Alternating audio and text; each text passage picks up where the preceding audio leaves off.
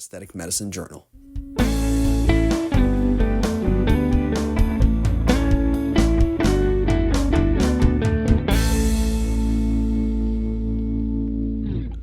In the hand of the experienced user, HA fillers have an excellent safety profile. Nevertheless, adverse events have been reported related to poor injection techniques, infection, and immune reactions. So we did a review of available literature in English and German on quality measures of HA products on the market. We focused on one aspect, that is possible impurities. When we compare the start of the non-animal HA fillers with current products on the market, we can say in general that the improvement of purification of raw material during the process of HA fillers has declined the incidence of adverse reactions. Nevertheless, it might be better in the future.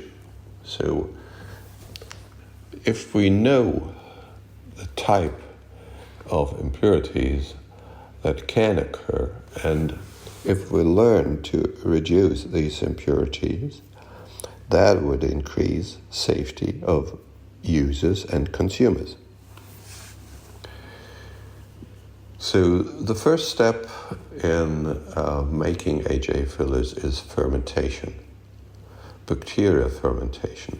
So contaminated DNA and HA-associated protein components, such as glycose aminoglycans, can act as superantigens and lead to formation of nodules, granulomas, or edema. So high levels of purity will assure that these side effects will very rarely occur. Delayed onset nodules after HA filler injections have been related to the presence of low molecular weight HA. Because low molecular weight HA can serve as an endogenous danger signal and shows pro-inflammatory activity. Then we have also stereochemical impurities that occur during the production process that can alter the capability of HA to bind to its specific receptors on cell surface. For dermal fillers, cross-linking agents are used to stabilize the molecules and to extend the half-life for its use in clinical practice. The worldwide gold standard now is a compound known as BDDE, which has a low toxicity compared to other ether bond cross-linkers, and it's biodegradable. The FDA has recommended upper limits of unreactive BDDA in the final filler product. Keep the level of not cross-linked cross-linker very low is also a measure to obtain a better safety profile. Nowadays, the HA fillers are distributed in pre-filled syringes. So syringes can made of glass or plastics, and we have also rubber on the plug, so different materials, and indeed particles, subvisible particles, that are particles of a diameter up to 100 micrometer, are a critical quality attribute.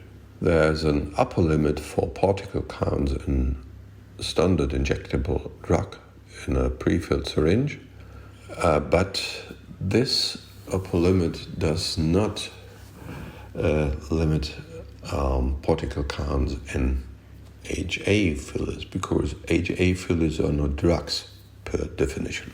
If we have particles of a diameter above 15 micrometers, they are generally not subject to phagocytosis and can lead to granuloma formation. So keep these particles very low, and it will translate into lesser formation of granulomas, which can sometimes occur months or even years after injection.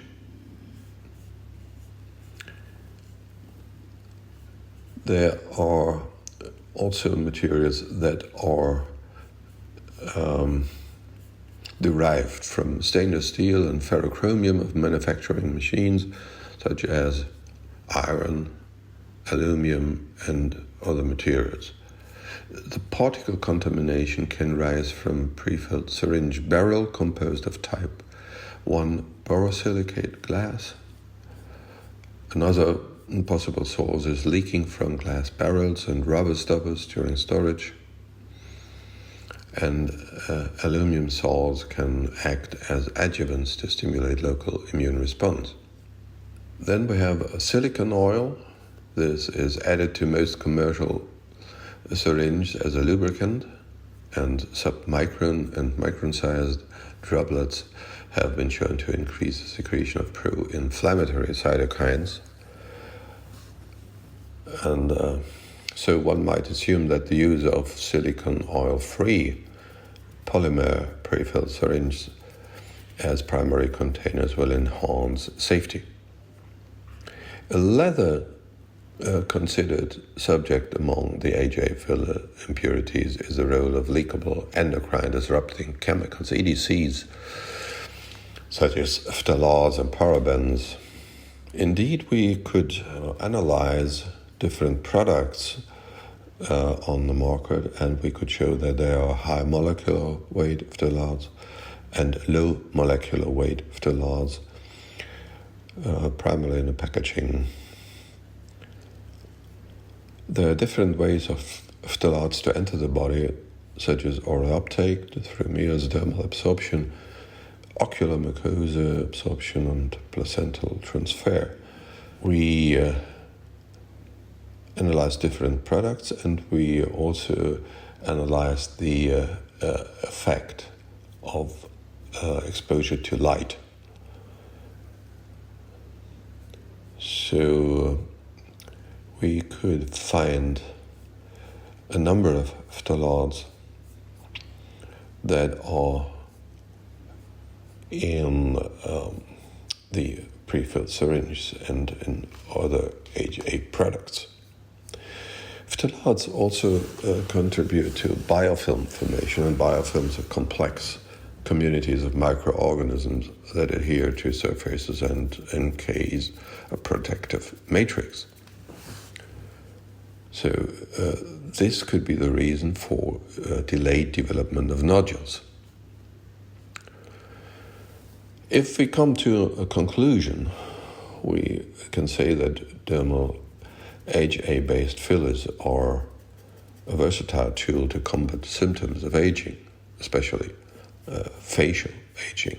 Although the microbial fermentation is a great success compared to HA extracted from various animal sources, impurities of commercially available product need concern. Further improvement of HA production and purification in the pre-filled syringes have the potential to reduce adverse events in clinical use and increase safety for consumers. We'd like to thank the authors for presenting their work, and thank you for listening. Catch you on the next one.